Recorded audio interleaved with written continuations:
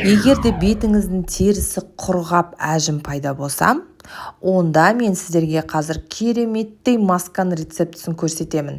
Өзіңіз жасап көріңіз, және де содан кейін эффектісі туралы айтасыз.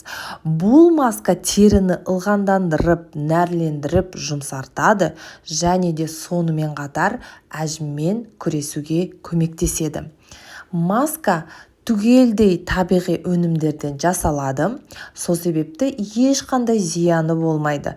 Және де салонда, және де қымбат косметикаға қарағанда үйде табиғи өнімнен жасаған маскаға не жетсін. Ең біріншіден бізге не керек?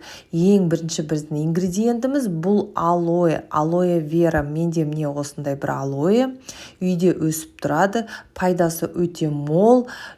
Әр үйде болғанын қалаймын негізі, өйткені жара болсын, бір сондай дүниелерге өте пайдалы. Міне өстіп тазалап аламыз да, ішіндегі шырынын міне аламыз. Міне ішіндегі жұмсағымен бәрін түгелдей бір ыңғайлы ыдысқа аламыз. Мен міне осындай қасықпен жинап жатырмын, өте ыңғайлы. Жалпы алоэ вера туралы айтатын болсақ, бұл тері күтімі үшін кеңінен қолданылатын табиғи өнім.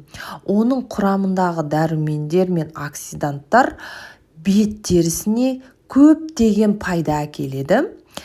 Бұл біріншісі теріні ылғандандырады. Ылғандандыру бұл өте үлкен мәселе. Мен мысалы үшін баланы жарты жылда еміздім, содан кейін терім құрғағанда сондай сәтте әрине біз енді су ішу керекпіз, өзіміздің ағзамызды жақсарту керекпіз, және де теріге көмектесу керекпіз. Сол кезде міне алоэны қолдансақ болады. Келесісі бұл зәйтүн майы. Оливковое масло дейміз ғой. Зәйтүн майы бет терісі үшін өте пайдалы. Ол табиғи антиоксиданттарға, дәрумендерге және де қышқылдарға бай. Сонымен алоэ вераны алдық, турадық, тазаладық, қостық, және де келесісі зәйтүн майын қостық, араластырдық. Бетімізге жағамыз, дұрыстап отырып ватный дискімен алдын ала бетті тазартып аламыз. Содан кейін жарты сағаттай осы маскамен жүреміз.